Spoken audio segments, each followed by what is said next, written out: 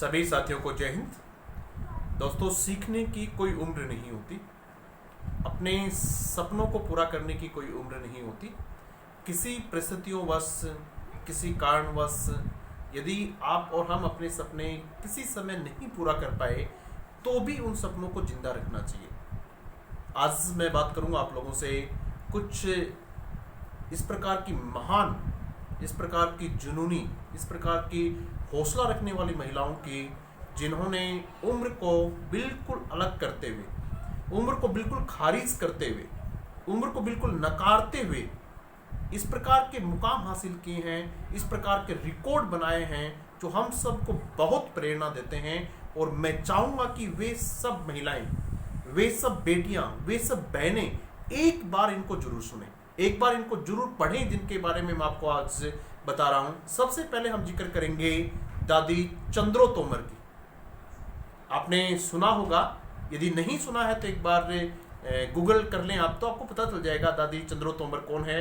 उनके बारे में फिल्म भी बनी हुई है। ये देश की सबसे उम्र दराज महिला शूटर है, सबसे उम्र दराज। इन्होंने शूटिंग कब सीखी? शूटिंग उस उम्र में सीखी जब इनके बेटे बेटियां, पोते पोतियां एक अच्छी उम्र में पहुंच गए, उनकी शादी की उम्र होने लग गई, यानी अब इनकी उम्र आ गई रिटायरमेंट की। उस समय इन्होंने जाके अपनी क्या सीखी? शूटिंग सीखी। 60 की साल के बाद, 60 की उम्र के बाद इन्होंने शूटिंग सीखी। और न केवल सीखी बल्कि राष्ट्रीय, अंतर्राष्ट्रीय स्तर पर बहुत सारे मेडल भी लिए इन्होंने। हम इनसे सीख सकते हैं।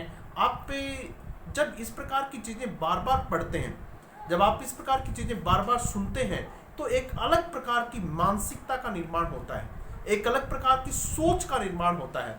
बहुत सारे बच्चे मुझे कहते हैं, बहुत सारे लोग कहते हैं कि सर जी क्या होता है इनके सुनने से? अगर हमने सुन भी लिया तो क्या होता है? उसने कर दिया तो क्या सब कर देंगे? आप इसको बार बार पढ़िएगा, बार बार सुनिएगा, इसके बारे में बार बार सोचिएगा। लॉ ऑफ अट्रैक्शन है ये। पॉजिटिव साइकोलॉजी ये कहती है कि जिस चीज के बारे में आप ज्यादा सोचते हैं, आपका माइंड उन्हीं चीजों को अट्रैक्ट करता है।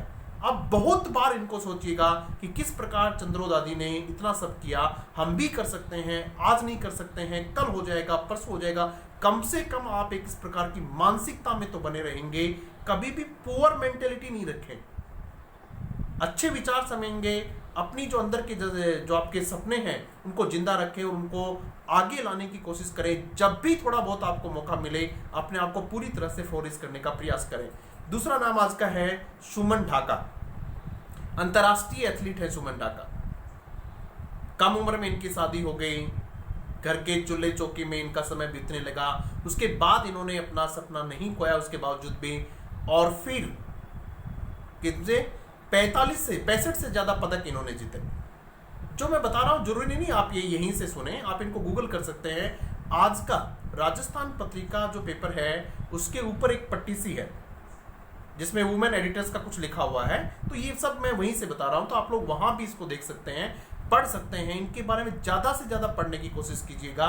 ये भी ऐसी महिलाएं हैं जो बिल्कुल हमारे जैसे माहौल से, गांवों से, बिल्कुल गरीब परिवारों से, जहां बहुत ज्यादा शिक्षा संसाधनों की सुविधा नहीं थी, उन जगहों से निकल के आई हैं। जब वो वहां पहुंच सकती हैं तो कम से कम आप भी सोचे तो सही कि हम पहुंच सकते हैं। उसके बाद में है डॉक्टर आशा। इनकी उम्र है 77 ईयर्स। 77 साल की उम्र है डॉक्टर आशा की। 77 साल की उम्र में ये महिलाओं को सेल्फ डिफेंस की ट्रेनिंग देती हैं। कई अंतर्राष्ट्रीय अवार्ड इनके नाम हैं। महिलाओं को आत्मरक्षा की जो ट्रेनिंग होती है वो इनको देती हैं। कैंप जाती हैं, सुबह उनको सिखाती। कितनी बड़ी सेवा कर रही हैं देश के लिए। और आप सोचिए आप क्या कर रहे हैं। मैं बहुत सारी महिलाओं से मेरी बात होती है, बहुत सारी बहनों से मेरी बात होती है। वो ये कहती हैं कि नहीं सर अब पॉसिबल नहीं है, अब मेरी शादी हो गई, अब पॉसिबल नहीं है, अब क्या करेंगे, बस अब तो बच्चे पालने हैं, बच्चों के लिए टाइम देते हैं, अपने परिवार को टाइम देते हैं। बहुत अच्छी बात है, आपकी जिम्मेदारी है, आपको देना ही होता है। लेकिन इन सबके बावजूद भी आपका अपना तो कोई अस्तित्व है। आप किनके लिए जीती हैं? बच्चों के लिए जीती हैं, अपने परिवार के लिए जीती हैं, सबके लिए जीती हैं। आपके अपने सपनों का क्या? मैं ये नहीं कह रहा हूं कि आप लोग अपने परिवार की जिम्मेदारी नहीं निभाएं, अपने बच्चों के लिए नहीं जिए, उनको समय नहीं दें, इस प्रकार का मेरा कोई मतलब नहीं है। लेकिन मैं तो ये कह रहा हूं, ये सब करते हुए भी आप अपने सपनों को पीछे नहीं छोड़ें। किसी का कोई भी सपना हो सकता है, आप कोई भी नई स्किल इस उम्र में भी सीख सकती हैं। किसी को स्पोर्ट्स का बहुत शौक है, आप स्पोर्ट्स में जा सकती हैं, अभी भी जा सकती हैं। किसी को पढ़ने लिखने का बहुत शौक है, उनको लगता है कि हमारी नौकरी करने की उम्र चली गई है, तब भी आप पढ़ सकते हैं। अलग अलग प्रकार की लैंग्वेजेस सीख सकती हैं। जिस तरीके से किसी ने जर्मन सीखनी हो जर्मन सीख सकता है, कोई फ्रेंच सीखनी हो फ्रेंच सीख सकता है। सीखी जा सकती हैं, सीखी जा सकती हैं, इस उम्र में भी सीखी जा सकती हैं। तो आप अपने सपनों को, किसी को बहुत अच्छा आर्ट और क्राफ्ट में बहुत अच्छा है, अपने उसको सपने को आगे बढ़ाइएगा। इससे आपको एक पॉजिटिविटी मिलती है, एक नया मकसद मिलता है और एक नई उमंग और ऊर्जा मिलती है। उसके बाद मैं बात करूंगा कमलजीत का। ये मैडम हैं जो बैंक से रिटायर हैं, सेंट्रल बैंक ऑफ इंडिया से रिटायर हैं। रिटायरमेंट के बाद इन्होंने स्विमिंग सीखी। रिटायरमेंट के बाद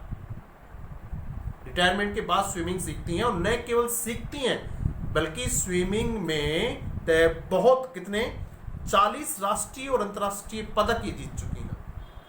ये होता है हौसला। तो मेरा आप सब लोगों से ये अनुरोध है कि आप लोग के अपने सपनों को अभी जिंदा रखिएगा, उनके लिए काम करते रहिएगा। जब आप एक लक्ष्य के साथ चलते हैं तब आपको किसी भी प्रकार की नेगेटिविटी हावी नहीं होती आपके ऊपर।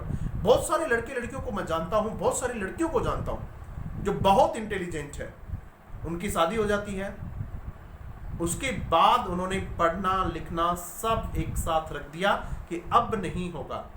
ऐसे हो सकता है कि अब नहीं होगा, ऐसा नहीं होता है कि अब नहीं होगा। मैंने अपनी शादी के बाद बहुत सारी, कम से कम 3 गवर्नमेंट सर्विस ली है मैंने।